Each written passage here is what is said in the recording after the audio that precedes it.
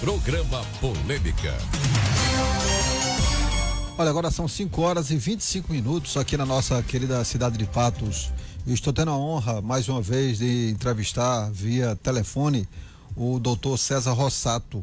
Ele é cônsul honorário em El Paso, no Texas, Estados Unidos, e está aqui conosco na linha para falar desse importante momento que foi vivido pela democracia dos Estados Unidos, que foi a eleição do Donald Trump, uma eleição que inclusive ainda está em fase de conclusão, mas já se tem, inclusive, a certeza que o Donald Trump, né, foi vitorioso. O doutor César Rossato, como eu já disse, ele é cônsul honorário em El Paso, no Texas, Estados Unidos, e ele é uma das maiores autoridades na questão de imigração e é professor universitário nos Estados Unidos. Ninguém melhor do que uma pessoa do quilate do professor César Rossato, que está lá nos Estados Unidos para falar desse importante momento. Mas antes de mais nada, professor, receba o nosso boa tarde. Muito obrigado por ter atendido o nosso convite e fica aberto para as considerações iniciais do senhor. Obrigado, Josivan. Meu abraço aí ao povo de Patos. E é um prazer estar aqui com vocês. Olha, primeiro lugar que eu gostaria de dizer é que a metade da população aqui nos Estados Unidos anda muito triste. Inclusive, ouvi alguém falar que estava suicida pelos acontecimentos aqui, né? Porque eu gosto de falar que a qualidade da democracia depende muito da qualidade de educação que o povo tem. Sem dúvida. E aqui 60% da população lê ao equivalente ao 4º ou 6º grau de educação. Então, o baixo letramento faz com que essa população seja vulnerável a fake news, a manipulação de milionários e bilionários. E nós aqui nos Estados Unidos estamos no ventre da besta, ou seja, o capitalismo predatório da pior qualidade está aqui. Uhum. E então a democracia sofre com esses atentados à justiça, à democracia, e o pessoal brinca como se fosse um cassino, né?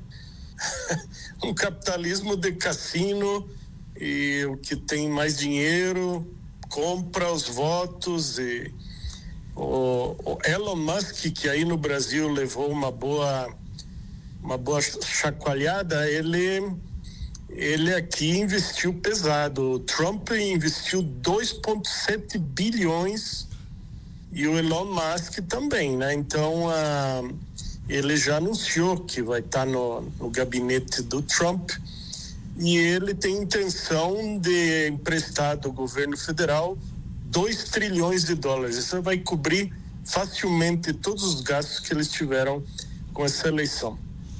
Mais uma coisa só para ajudar a esclarecer aqui, Josivan, é que muita gente do Brasil não entende, né, o que está acontecendo. Mas a Corte Suprema dos Estados Unidos aprovou uma lei que se chama Citizens United, Cidadãos Unidos, ou seja, dando total liberdade, sem limite, do quanto se pode gastar numa eleição. Então, quer dizer, houve um senador num estado pobre aí de Ohio, pequeno, gastou 400 milhões para se eleger senador. A gente está falando em dólares, né, professor? Dólares. Dólares. Uhum. É. Meu Deus. Estou em linha com o cônsul honorário em El Paso, no Texas, o professor César Rossato. Professor, só uma curiosidade de fuso horário, que eu sei que o nosso fuso horário é diferente. Aqui são 5h29. Qual o horário aí em El Paso, no Texas? Aqui é 1h29 da tarde, 13h29. Então era essa a minha curiosidade. Quer dizer que são 1h29 da tarde, um fuso horário aí de 4 horas. Vocês estão na frente. Estamos na frente. Professor, veja, nós vamos ter também, na história dos Estados Unidos, um primeiro presidente condenado pela Corte Suprema dos Estados Unidos. É verdade. Como a gente não entende da lei que tem, a lei da gente aqui é diferente dos Estados Unidos. Ele vai poder assumir mesmo assim, sendo o primeiro presidente condenado inclusive por várias questões que dizem respeito a crimes graves nos Estados Unidos? Ele vai, porque ganha imunidade, né? Então, uma vez que ele não foi proibido de concorrer como presidente, como candidato, então ele tinha legitimidade para poder se eleger. Não esqueça que ele colocou 3 juízes na Corte Suprema, e juízes que deram muitas dúvidas para o povo, né? Porque foram questionados juízes com a reporte de assalto sexual, e juízes que não estavam extremamente qualificados para estar na posição. E esse pessoal vai acobertar ao Trump, né? Professor, nós somos latino-americanos, somos de um país aqui em desenvolvimento há muito tempo, inclusive temos graves problemas sociais. E o Donald Trump, nós já sabemos que ele, durante o seu primeiro mandato, foi xenofóbico, perseguindo latino-americanos, tendo a ideia louca de construir um muro separando os Estados Unidos de toda a fronteira com o México e por aí vai. Negacionista, né? Fez um estardalhaço durante o processo que nós vivemos da pandemia. Para nós que somos latino-americanos, o que é que representa a eleição do Donald Trump agora nesse segundo mandato? Desse segundo mandato vai ser um terror, horror total, porque nós temos aí tudo. Eu fui visitar pessoalmente, junto com superintendentes das escolas públicas, outros professores universitários, fomos visitar as crianças que foram colocadas dentro de jaulas aqui na fronteira. Se chamava Tornillo o lugar, um acampamento ali, então eu vi com meus próprios olhos esse maltrato às crianças que ficam traumatizadas pro resto da vida. O Trump fez toda a campanha dele prometendo que ele iria deportar todos esses imigrantes, que aqui tem 11 milhões que vivem sem arrumar os documentos para estar aqui legalmente, né? Então vivem numa situação vulnerável, porque paga imposto, mas não pode recolher o dinheiro do imposto, e sempre vivem com medo de ser deportado, né? Então o Trump prometeu, seja documentado ou indocumentado, ele quer deportar esse pessoal aí. A menos que você for cidadão já americano, aí acho que ele vai ter mais dificuldade, mas ele tem a maioria no Congresso americano. Então ele vai passar essas leis dracônicas, né? E ao atacar os imigrantes, pessoas de cor de pele e café, ele conquistou os votos da comunidade branca, da população branca. Porque aqui tem um estudo bem claro, científico, que diz que para o ano 2050 os Estados Unidos vai ter a maioria da população com a cor de pele café, ou seja, latinos. E então o medo branco é real, e o racismo, a xenofobia que você falou, e toda espécie de discriminação, ele usou essas táticas para conquistar essa maioria, e obviamente muito dinheiro, né, para comprar o voto. E então ele vai deportar em massa. E não podemos esquecer que o Obama também deportou 1 milhão de pessoas, né? Foi o presidente que mais deportou imigrantes do que todos os outros presidentes juntos. E fica feio, porque as pessoas vivem com medo daí, né? Claro, vivem com medo. Estou em linha com o professor Dr. César Rossato. Ele é cônsul honorário em El Paso, no Texas, Estados Unidos, está nos dando aqui o carinho de mais uma vez esclarecer sobre esse importante momento que vive o mundo a partir da vitória do Donald Trump nos Estados Unidos. Professor César, nós estamos vivendo um processo de crise profunda do sistema capitalista. O sistema capitalista está não só destruindo a humanidade, mas destruindo também o planeta, né? Questões das mais diversas. E agora os Estados Unidos, que alimenta essa questão do genocídio com relação ao Estado de Israel, que massacra o povo palestino, e agora provocou também uma invasão de outro país, o Líbano. Com Donald Trump, como é que fica essa situação das guerras territorialistas, guerras de rapina, guerras que inclusive tentam se apropriar das riquezas, do território, da cultura? Como é que fica isso, professor? Olha, o Trump é amigo do Putin, então, pelo menos essa guerra da Ucrânia, ele promete acabar. Que é uma guerra também, não tem fundamento nenhum, né? Mas o rapaz que casou com a filha do Trump, o genro, né? Ele é judeu. Então, uma vez que o Trump quis se opor a essa força judaica, ele se arrependeu, porque a comunidade judaica aqui nos Estados Unidos, eles controlam Hollywood. Todos os filmes de Hollywood é a comunidade judaica. Tem uma força muito grande, econômica, política. Então eu acho que nesse sentido vai piorar a coisa. É um risco para a humanidade, é um risco para o planeta, é um atraso muito grande, né? Essa guerra aí que Israel está provocando está baseado no sionismo, né? Quer dizer, a supremacia branca cristã é a mesma coisa que o sionismo judaico, de que eles se acham um povo escolhido por Deus, e os outros é tudo gentalha, né? Então é triste quando algumas pessoas se acham superior aos outros e vê os outros como inferior, né? Sem dúvida, sem dúvida. Professor César, a população aqui da cidade de Patos, ou parte da população, não entende como funciona o processo de escolha, se é que pode se usar a palavra democrática nos Estados Unidos. Muita gente, inclusive, acha que o voto é direto, como acontece aqui no Brasil. Toda a população, a partir de 16 anos, até querer de fato votar, escolhe o presidente da República, escolhe também todos os representantes de cargos eletivos. Mas nos Estados Unidos é diferente. Professor, em poucas palavras, como funciona esse processo democrático, entre aspas, nos Estados Unidos? Bom, a gente gostaria de mudar aqui, né?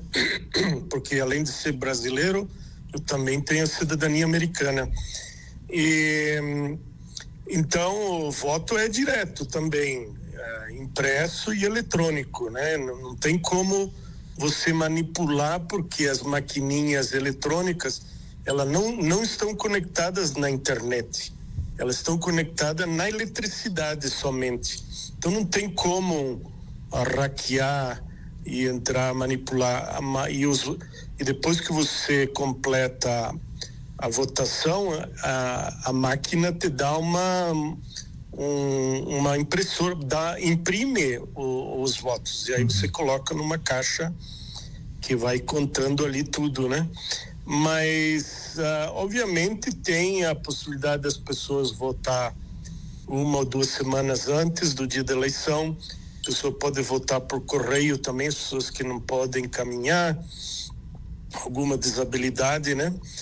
E a parte disso, diferente do Brasil, tem o colégio eleitoral, que houve na época da escravidão aí essa tentativa dos estados que tinha escravidão, que mantinham a escravidão, os votos contavam menos. Então, para equalizar a nível do país, eles escolhiam representantes para que uma cidade que tenha a população muito grande não tenha mais poder do que outros estados com a população mais inferior ou menos populosa, né? Então se criou esse colégio eleitoral. Mas já existem os pedidos aí, eu mesmo já assinei 2, 3 vezes a tentativa de eliminar esse colégio eleitoral, que também acaba sendo problemático e razão de manipulação, né? De compra de votos, etc., né? Professor, por falar em compra de votos, eu estou falando com o César Rossato, que é cônsul honorário em El Paso, no Texas, Estados Unidos, e está justamente falando sobre esse momento que aconteceu das eleições dos Estados Unidos, com a eleição de Donald Trump, a vitória, e as consequências para todo mundo. Professor, o Elon Musk chegou, nós tivemos conhecimento através da imprensa, que o Elon Musk chegou a oferecer $1 milhão para aquele eleitor que declarasse voto no Donald Trump e repercutiu isso mundialmente. Como é que funciona? A compra de voto pode ser assim, professor? Extremamente descarada?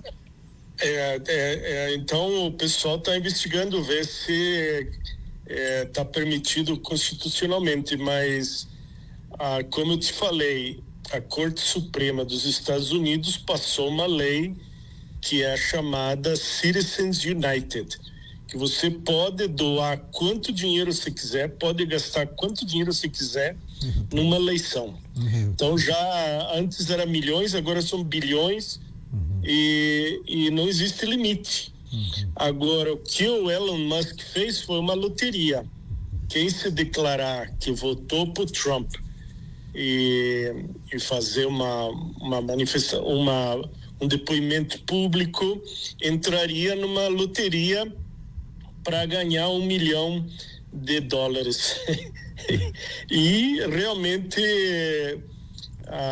repercutiu. Isso realmente foi, a meu ver, problemático, porque então a democracia, a própria Constituição americana, ela foi estabelecida para manter a classe dominante no poder. Não querem que seja eleita uma pessoa pobre que venha reivindicar os direitos de um trabalhador, de uma pessoa pobre.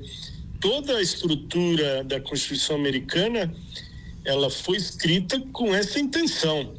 Obviamente houve um movimento civil aqui nos Estados Unidos, Civil Rights Movement, com Martin Luther King e outros, e aí ajustaram, criaram leis novas que pudesse fazer justiça às pessoas que eram menos favorecidas, mas houve escravidão, depois da escravidão houve a segregação, e no final, então, as leis de ações afirmativas, que aí no Brasil é conhecido como cotas, ela não é implementada mandatoriamente, são as instituições que optam por implementar essas ações afirmativas, e muitas das instituições só fazem uma aparência de que estão fazendo justiça para os distintos grupos étnicos, mas na verdade não é implementado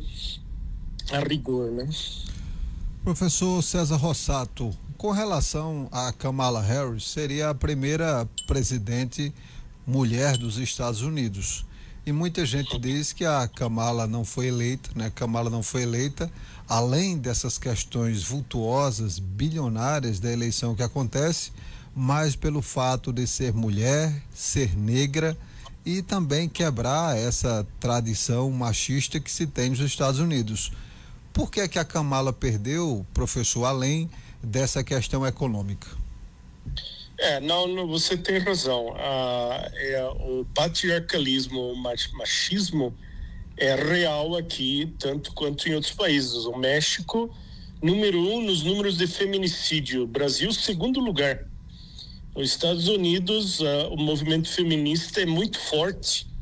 As mulheres chegaram a ocupar todos os cargos aí, mas ainda não conseguiu eleger uma mulher. Houve a Hillary Clinton, que inventaram uma história banal e mentirosa contra ela, mas a Kamala tinha, além da questão do gênero, ela tinha também a questão da cor da pele, né?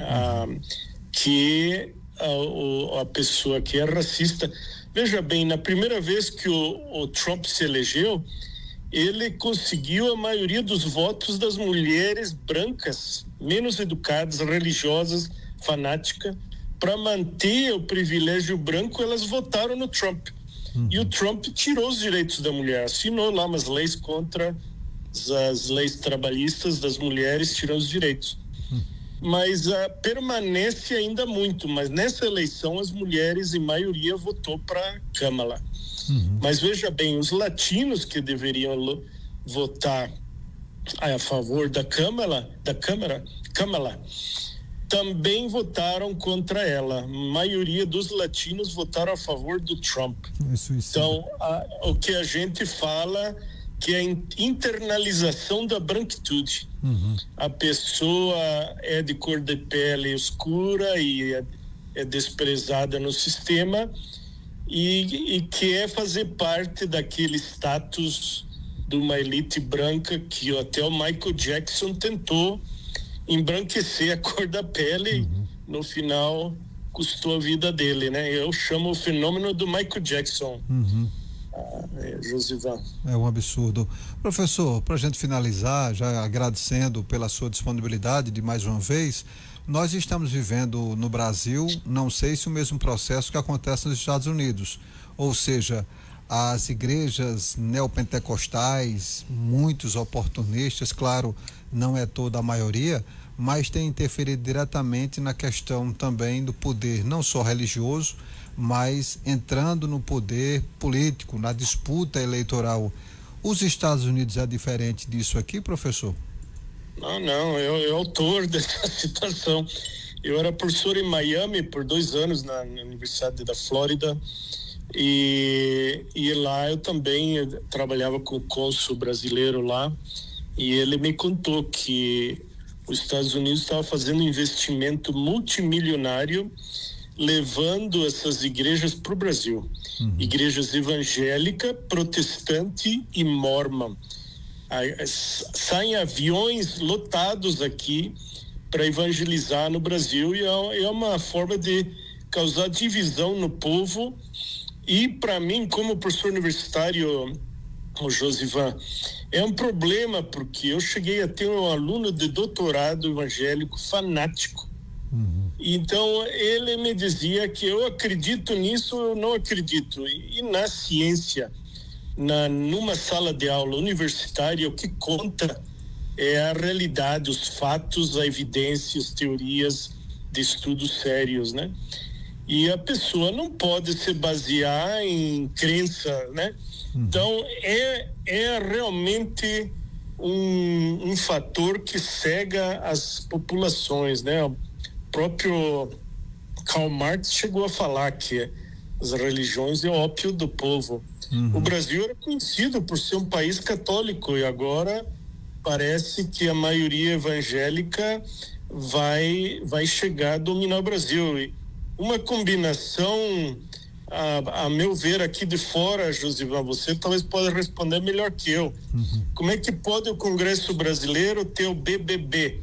Boi, bala e Bíblia. Que combinação é essa, né? Uma pessoa que é religiosa, cristã, jamais apoiaria que a população se armasse e que explorasse esse planeta Terra sem nenhum respeito à natureza. Não é real.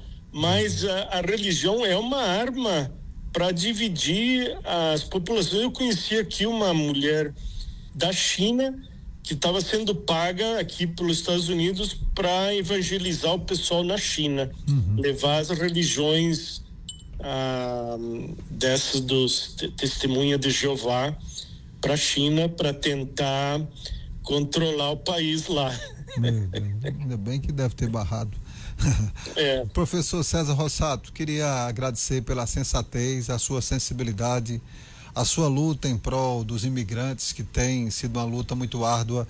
Muitos latino-americanos, negros, pobres de todo mundo acham que nos Estados Unidos, ao chegar, vão encontrar o sonho americano, e tem sido, na verdade, uma grande tragédia relatada por documentários, por pessoas sérias e por pessoas como o senhor, que tem ajudado imigrantes em situações que são extremamente difíceis.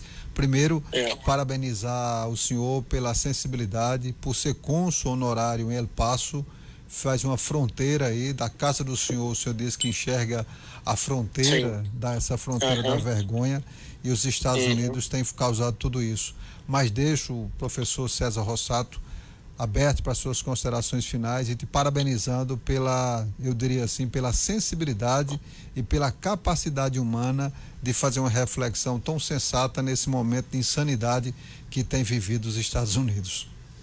Josivan, eu estou fazendo um filme junto com um professor do Brasil, Jonatas, e foi aprovado pelo Ministério da Cultura do Brasil, que se chama o filme Sonho ou Pesadelo Americano, né? E já foi aprovado pelo Ministério da Cultura e a Biblioteca Nacional do Brasil, o roteiro, né? E a gente quer contar essa história do ponto de vista mais científico, o que sofrem as pessoas que abandonam o seu país para poder tentar a vida num outro país. Geralmente as pessoas são forçadas a sair. E o Brasil já perdeu 5 milhões de pessoas que saíram do Brasil esses últimos anos. 2 milhões estão aqui. E então é uma comunidade que sofre com se ajustar ao idioma, se legalizar, a se adaptar às culturas diferentes, né? Então é preocupante, porque milhões de pessoas no mundo todo andam se movendo daqui para lá e de lá para cá para tentar encontrar uma vida melhor, né? E o Brasil, um país tão bonito, futuro tão grande, e deve se preocupar com essas populações que são empurradas para fora por causa de discriminação, desemprego, guerras e a fome, né? A fome é coisa séria, né? Eu agradeço muito a você aí, ao professor Juraci, que também é um grande mestre e intelectual capaz de entender essas problemáticas da geopolítica mundial, né? E esperamos por um mundo melhor. Até a própria Bíblia fala da época de vacas gordas e vacas magras. Aqui a coisa vai piorar, porque o fascismo, o neonazismo, ele vê o adversário como inimigo que precisa ser eliminado. Então é triste quando as pessoas pregam essa política e adoptam essa maneira de resolver a situação, ao invés de buscar uma empatia, programas sociais onde todos tenham uma oportunidade e possam ter acesso ao capital, né, de poder sobreviver uma qualidade de vida melhor. Grande abraço aí pro povo de Patos. Um dia eu espero visitá-los pessoalmente. Será uma honra, professor, receber o professor César Rossato, que é cônsul honorário em El Paso, no Texas, Estados Unidos, e está nos concedendo, agora finalizando essa entrevista tão esclarecedora, não só sobre as eleições dos Estados Unidos, mas sobre a própria condição do latino-americano, do que muda geograficamente e na geopolítica, na verdade, com relação às eleições de Trump.